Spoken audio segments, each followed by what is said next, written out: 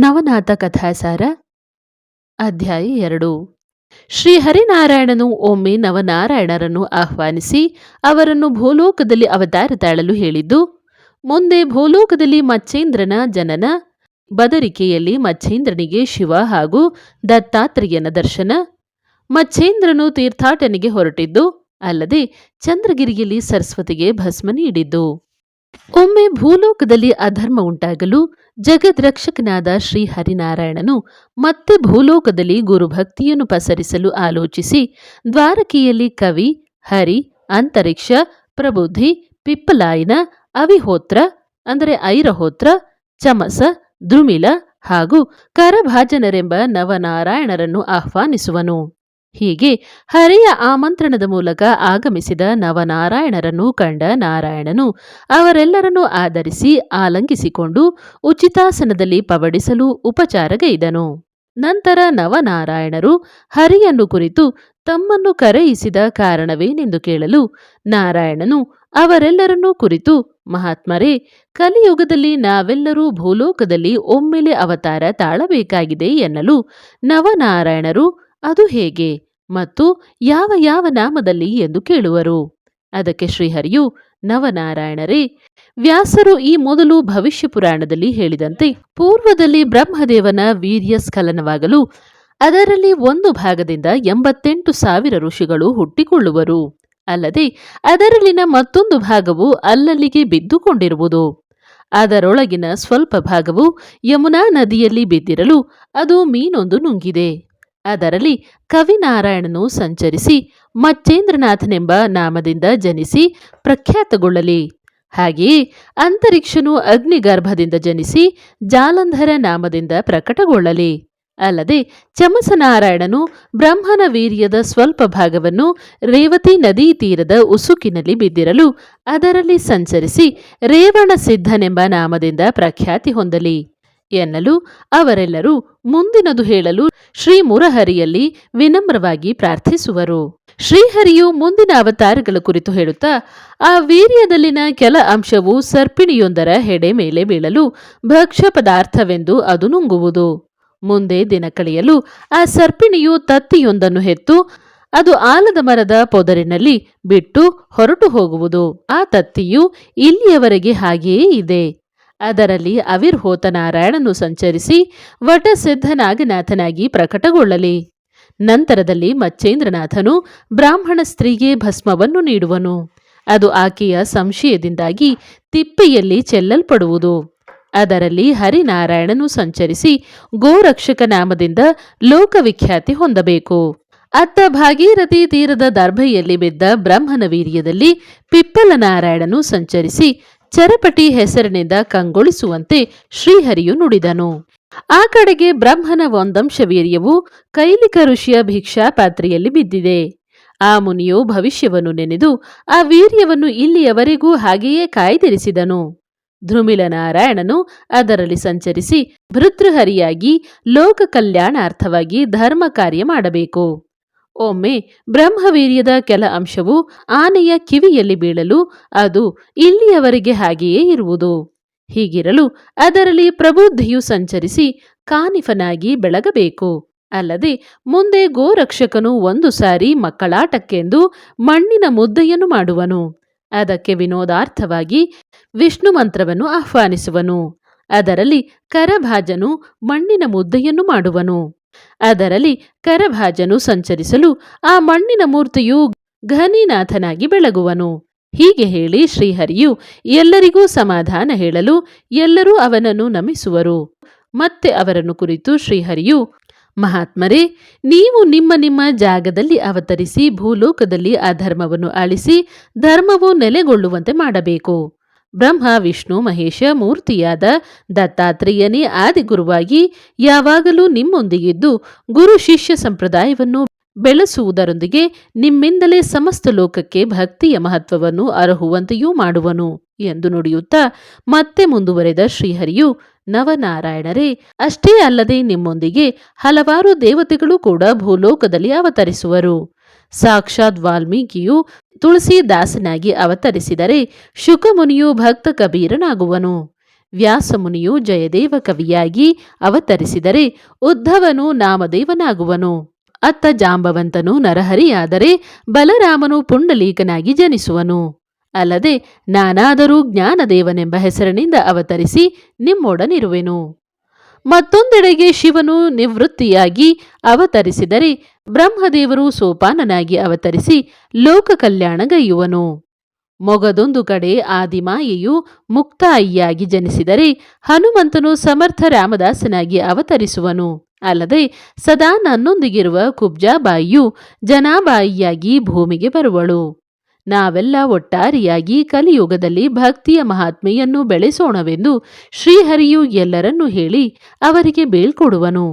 ಹೀಗಿರಲು ಮುಂದೊಂದು ದಿನ ಅತ್ತ ಕೈಲಾಸ ಪರ್ವತದಲ್ಲಿ ಶಿವ ಪಾರ್ವತಿಯರು ಸಂವಾದದಲ್ಲಿ ತೊಡಗಿದಾಗ ಪಾರ್ವತಿಯು ಶಿವನನ್ನು ಕುರಿತು, ಕೃಪಾನಾಥನೇ, ನೀವು ಜಪಿಸುವ ಪವಿತ್ರ ಜೀವರಹಸ್ಯ ಮಂತ್ರವನ್ನು ನನಗೂ ಬೋಧಿಸುವರಾಗಬೇಕು ಎಂದು ವಿನಂತಿಸಲು, ಆಗ ಶಿವನು ಪಾರ್ವತಿಯನ್ನು ಕುರಿತು, ನಿನ್ನ ಇಚ್ಛೆಯಂತಾಗಲೆಂದು ಇಬ್ಬರು ಕೂಡಿಕೊಂಡು ಅದಕ್ಕಾಗಿ ಏಕಾಂತ ಸ್ಥಳವನ್ನು ಶೋಧಿಸುತ್ತಾ ಕೊನೆಗೆ ಯಮುನಾ ತೀರಕ್ಕೆ ಬರುತ್ತಾರೆ. ಅಲ್ಲೊಂದು ಪ್ರಶಾಂತವಾದ ಸ್ಥಳವನ್ನು ಕಂಡುಕೊಂಡು ಶಿವನು ಪಾರ್ವತಿಗೆ ಮಂತ್ರವನ್ನು ಉಚ್ಚರಿಸತೊಡಗಿದನು. ಅದೇ ಸಮಯದಲ್ಲಿ ನದಿಯಲ್ಲಿರುವ ಮೀನಿನ ಹೊಟ್ಟೆಯಿಂದಲೇ ಕವಿನಾರಾಯಣನು ಹೂಂಗುಡತೊಡಗಿದನು. ಮಂತ್ರೋಚ್ಚಾರಣೆಯು ಮುಗಿದ ಮೇಲೆ ಶಿವನು ಪಾರ್ವತಿಯನ್ನು ಕುರಿತು, ಏನೇನು ತಿಳಿದುಕೊಂಡೇ ಹೇಳೆನ್ನಲು ಮೀನಿನ ಹೊಟ್ಟೆಯಲ್ಲಿರುವ ಕವಿನಾರಾಯಣನು, ಹೇ ಪಾರ್ವತೀಪತಿಯೇ, ಎಲ್ಲವೂ ಬ್ರಹ್ಮರೂಪವಾಗಿರುವುದು. ಆದ್ದರಿಂದಲೇ ಈ ಚರಾಚರ ಸೃಷ್ಟಿ ಎಲ್ಲವೂ ಸ್ವರೂಪ ವೃತ್ತಿಯಲ್ಲಿ ಸಾಕಾರವಾಗಿದೆ ಎನ್ನಲು ಶಂಕರನು ಆಶ್ಚರ್ಯಚಕಿತನಾಗಿ ಅಂತರ್ಜ್ಞಾನದಿಂದ ಬಲ್ಲವನಾಗಿ ಅತ್ತ ಮೀನಿನ ಹೊಟ್ಟೆಯಲ್ಲಿ ಕವಿನಾರಾಯಣನು ಇರುವುದನ್ನು ಅಲ್ಲದೆ ಅವನೇ ತನ್ನ ಮಂತ್ರವನ್ನು ಗ್ರಹಿಸಿದ್ದುದನ್ನು ಅರಿತ ಶಿವನು ಆ ಕವಿನಾರಾಯಣನನ್ನು ಕುರಿತು, ಹೇ ಮಹಾತ್ಮನೇ, ನನ್ನ ಮಂತ್ರದಿಂದ ನಿನಗೆ ಬಹಳ ಅನುಕೂಲವಾಯಿತು. ಆದರೆ ಅದು ಇನ್ನೂ ಅಪೂರ್ಣವಾಗಿದೆ. ಅದನ್ನೇ ನಾನು ನಿನಗೆ ಮುಂದೆ ಬದರಿಕಾಶ್ರಮದಲ್ಲಿ ಶ್ರೀ ಗುರು ದತ್ತಾತ್ರೇಯನಿಂದ ಮುಂದಿನ ಉಪದೇಶ ಮಾಡಿಸುವೆನೆಂದು ಹೇಳಿ ಶಿವನು ಪಾರ್ವತಿಯೊಂದಿಗೆ ಕೈಲಾಸಕ್ಕೆ ಹೋದನು. ಹೀಗೆಯೇ ಹಲವು ದಿನಗಳು ಕಳೆಯಲು ಆ ಮೀನು ತನ್ನ ಹೊಟ್ಟೆಯಲ್ಲಿರುವ ತತ್ತಿಯನ್ನು ನದಿಯ ದಂಡೆಗೆ ಚೆಲ್ಲಿಕೊಟ್ಟು ನದಿಯೊಳಕ್ಕೆ ಹೋಯಿತು. ಮುಂದೆ ಬಹಳ ದಿನ ಕಳೆಯಲು ಬಕ ಪಕ್ಷಿಗಳ ದಂಡೊಂದು ಅಲ್ಲಿಗೆ ಬರುವುದು. ಆ ದಂಡು ತತ್ತಿಯನ್ನು ಕಂಡೊಡನೆ ಕಟಕಟನೆ ಕುಕ್ಕತೊಡಗಲು ಆ ತತ್ತಿಯೊಡೆದು ಇಬ್ಬಾಗವಾಗಿ ಒಳಗಿರುವ ಬಾಲಕನು ಚಿಟ್ಟನೆ ಚೀರಿ ಅಳಲು ಪ್ರಾರಂಭಿಸುವನು. ಆ ದೃಶ್ಯವನ್ನು ಕಂಡ ಬಕಪಕ್ಷಿಗಳು ಅಂಜಿ ಅಲ್ಲಿಂದ ಹಾರಿ ಹೋಗುತ್ತವೆ. ಮುಂದೊಂದು ದಿನ ಸಿಂಪು ಕಾಮಿಕನೆಂಬ ಮೀನುಗಾರನು ಅಲ್ಲಿಗೆ ಬರಲು ಅವನು ಈ ಮಗುವನ್ನು ಕಂಡು ಆಶ್ಚರ್ಯಗೊಂಡನು. ಆಗ ಆಕಾಶವಾಣಿಯಿಂದ ದೇವತೆಗಳು ಅವನನ್ನು ಕುರಿತು, ಹೇ ಅಂಬಿಗನೇ, ಯಾವುದೊಂದು ಸಂಶಯವನ್ನು ತಾಳದೆ ಈ ಮಗುವನ್ನು ನಿನ್ನ ಮನೆಗೆ ತೆಗೆದುಕೊಂಡು ಹೋಗಿ ಜೋಪಾನ ಮಾಡು. ಅಲ್ಲದೆ ಮುಂದೆ ಈತನು ಕಾರಣಿಕ ಪುರುಷನಾಗಿ ಲೋಕ ಕಲ್ಯಾಣಕಾರಕನಾಗುವನು. ಅಲ್ಲದೆ ಇವನ ಹೆಸರು ಮಚ್ಛೇಂದ್ರನೆಂದು ಕರೆ ಎನ್ನಲು ಆತನು ಆ ಮಗುವನ್ನು ಹೊತ್ತುಕೊಂಡು ಅತೀವ ಆನಂದದಲ್ಲಿ ಭರಭರನೆ ಮನೆಯ ಕಡೆಗೆ ನಡೆದನು. ಮನೆಯನ್ನು ತಲುಪಿದ ಆ ಅಂಬಿಗನು ಅವನ ಪತ್ನಿಯಾದ ಶಾರದ್ವಲತಾಗೆ ಒಪ್ಪಿಸಿ ನಡೆದ ಸಂಗತಿಯನ್ನು ಹೇಳಿ ಮಗುವಿಗೆ ಸರಿಯಾಗಿ ನೋಡಿಕೊಳ್ಳಲು ತಿಳಿಸಿದನು. ಮಗುವಿಗೆ ಶಾರದ್ವತೆಯು ತನ್ನ ಎದೆಗವಚಿಕೊಳ್ಳಲು ಆಕೆಯ ಮೊಲೆಯಲ್ಲಿ ಹಾಲು ಸುರಿಯ ಹತ್ತಿದವು. ಮಗುವಿಗೆ ಹಾಲುಣಿಸಿ ದಿನವೂ ಲಾಲಿ ಹಾಡ ಹತ್ತಿದಳು. ಹೀಗೆ ಮಚ್ಛೇಂದ್ರನು ಶಾರದ್ವಲತೆಯ ಆರೈಕೆಯಲ್ಲಿ ಬೆಳೆಯತೊಡಗಲು ಅವನಿಗೆ 5 ವರ್ಷ ತುಂಬಿದವು. ಮುಂದೊಂದು ದಿನ ಕಾಮಿಕನು ಮೀನು ಹಿಡಿಯಲೆಂದು ಯಮುನಾ ತೀರಕ್ಕೆ ಹೋಗುವಾಗ ಮಗನನ್ನು ಕೂಡ ಸಂಗಡ ಕರೆದುಕೊಂಡು ಹೋಗುವನು. ನದಿಗೆ ಬಲೆಯನ್ನು ಬೀಸಿದ ಆ ಸಾಕು ತಂದೆಯು ಮೀನುಗಳನ್ನು ಹಿಡಿದುಕೊಂಡು ತಂದು ದಂಡೆಯಲ್ಲಿ ಕುಳಿತಿರುವ ಮಗನ ಮುಂದಿರಿಸಿ ಇವುಗಳನ್ನು ಚೀಲದೊಳಗೆ ಹಾಕಲು ಹೇಳುವನು.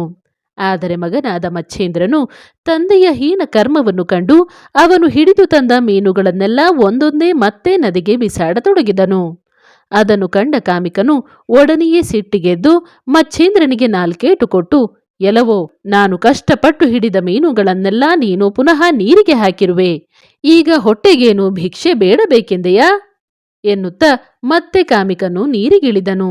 ಇತ್ತ ಮಚ್ಛೇಂದ್ರನು ಆತನ ಹೊಡೆತದಿಂದ ದುಃಖಗೊಂಡವನಾಗಿ ಭಿಕ್ಷಾನ್ನವೇ ಶ್ರೇಷ್ಠವಾದುದು, ಇನ್ನು ಇದೇ ಒಳ್ಳೆಯ ಸಮಯವೆಂದರಿತ ಮಚ್ಛೇಂದ್ರನು ಅಲ್ಲಿಂದ ಅವನ ಕಣ್ಣು ತಪ್ಪಿಸಿ ಹೊರಟು ಬದರಿಕಾಶ್ರಮಕ್ಕೆ ಬರುವನು. ಅಲ್ಲಿ ಮಚ್ಛೇಂದ್ರನು ಘೋರ ತಪಸ್ಸಿನಲ್ಲಿ ನಿರತನಾಗಿದ್ದನು. ಮುಂದೆ 12 ವರ್ಷ ಗತಿಸಲು ಇದ್ದಕ್ಕಿದ್ದಂತೆ ಅಲ್ಲಿಗೆ ದತ್ತಾತ್ರೇಯನು ಬಂದನು. ಬಂದವನೇ ನೇರವಾಗಿ ಬದರಿಕಾಶ್ರಮದಲ್ಲಿರುವ ಶಿವಾಲಯವನ್ನು ಪ್ರವೇಶಿಸಿ ಶಿವನನ್ನು ಸ್ತುತಿಸಲು ಶಿವನು ಪ್ರತ್ಯಕ್ಷನಾಗಿ ದತ್ತಾತ್ರೇಯನನ್ನು ಆಲಂಗಿಸಿಕೊಳ್ಳುವನು. ಪರಸ್ಪರ ಇಬ್ಬರ ಕುಶಲೋಪರಿಯ ನಂತರ ಅವರಿರ್ವರೂ ಕೂಡಿಕೊಂಡು ಬದರಿಕಾಶ್ರಮದ ವನವನ್ನು ಸುತ್ತುವಾಗ ಸಹಜವಾಗಿ ತಪನಿರತನಾದ ಮಚ್ಛೇಂದ್ರನು ಇವರ ದೃಷ್ಟಿಗೆ ಬೀಳುವನು. ಅವರಿಗೆ ಕಲಿಯುಗದಲ್ಲಿ ಎಂತಹ ಘೋರ ತಪಸ್ವಿಯನ್ನು ಕಂಡು ಬಲು ಆಶ್ಚರ್ಯವಾಗಲು ಶಿವನು ಮನೆಯಲ್ಲಿ ನಿಂತುಕೊಂಡು ದತ್ತಾತ್ರೇಯನನ್ನು ಕುರಿತು ಅವನ ಬಯಕೆಯನ್ನು ಕೇಳಲೆಂದು ದತ್ತಾತ್ರೇಯನಿಗೆ ಮಚ್ಛೇಂದ್ರನಲ್ಲಿಗೆ ಕಳುಹಿಸಿದನು. ದತ್ತಾತ್ರೇಯನು ಮಚ್ಛೇಂದ್ರನಲ್ಲಿಗೆ ಹೋಗಿ, ಹೇ ತಪಸ್ವಿಯೇ, ಇಲ್ಲಿ ನೀನು ಯಾವ ಬಯಕೆಗಾಗಿ ತಪಗೈಯುತ್ತಿರುವೆ ಎಂದೆನಲು ಮಚ್ಛೇಂದ್ರನು ಎಚ್ಚೆತ್ತುಕೊಂಡವನಾಗಿ, ಮಹಾರಾಜರೇ, ತಾವು ಯಾರೆಂದು ಕೇಳಲು ದತ್ತನು, ನಾನು ಅನಸೂಯ ಅತ್ರಿನಂದನನಾದ ದತ್ತಾತ್ರೇಯನೆಂದು ಈ ದೇಹಕ್ಕೆ ಕರೆಯುವರು. ಅದಿರಲಿ, ನಿನ್ನ ಇಚ್ಛೆ ಏನೆಂಬುದು ಮೊದಲು ಹೇಳೆನಲು. ಆಗ ಅವನು ಮೌನ ಮುರಿದು, ಹೇ ಜಗದ್ರಕ್ಷಕನೇ, ನಿನ್ನ ದರ್ಶನದಿಂದಾಗಿ ನನ್ನ ತಪಸ್ಸು ಫಲ ನೀಡಿತು ಎನ್ನುತ್ತಲೇ ಅತ್ರಿನಂದನನ ಪಾದಕ್ಕೆ ಹಣೆ ಮಣಿದನು.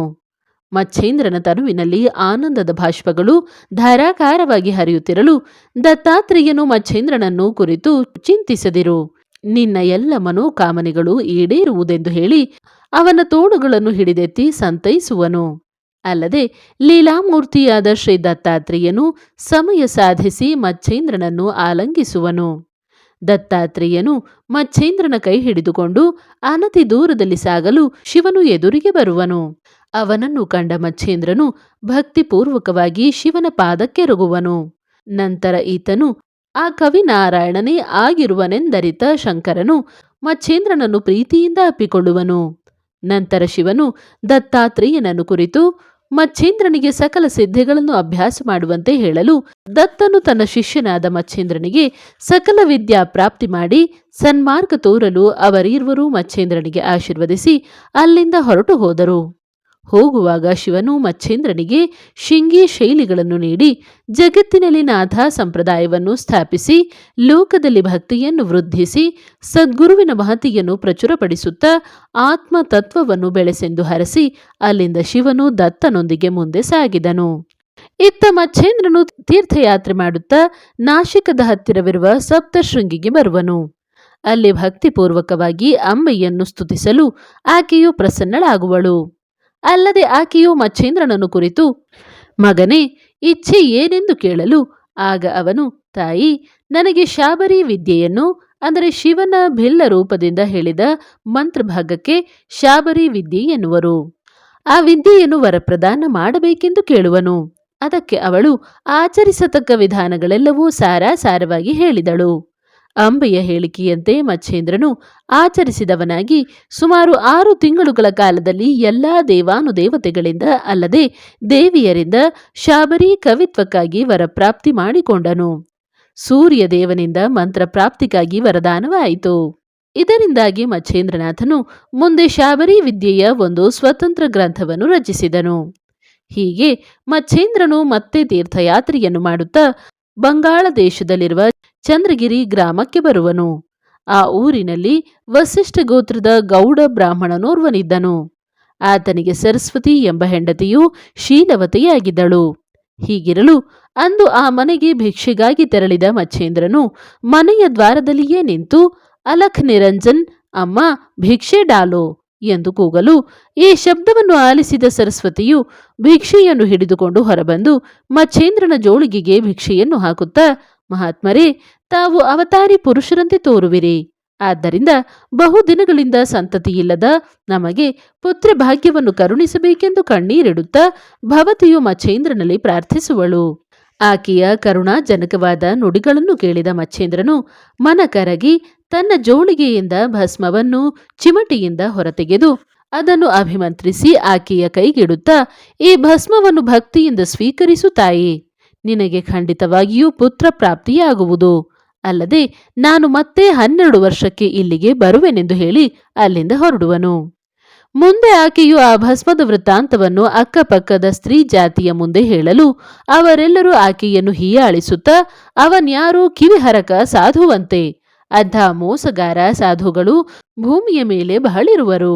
ಯಾವುದೋ ಮಾಯಾಮಂತ್ರದಿಂದ ನಿನ್ನನ್ನು ಏನೇನೋ ಮಾಡಬೇಕೆಂದು ಕೊಟ್ಟ ಭಸ್ಮವಿದು ಎಂದೆಲ್ಲ ಹೇಳಲು ಅಪನಂಬಿಕೆಯುಂಟಾದ ಸರಸ್ವತಿಯು ಆ ಭಸ್ಮವನ್ನು ಅದೇ ದಿನ ತನ್ನ ಮನೆಯ ಹಿಂದಿರುವ ತಿಪ್ಪೆಯಲ್ಲಿ ಎಸೆದು ಮನೆಗೆ ಬರುವಳು. ಶ್ರೋತೃಗಳೇ, ಮುಂದಿನ ರೋಚಕ ಕಥೆಯನ್ನು ಭಕ್ತಿಯಿಂದ ಆಲಿಸಿರಿ ಎಂಬಲಿಗೆ ಈ ಅಧ್ಯಾಯವು ಮುಗಿಯುತ್ತದೆ.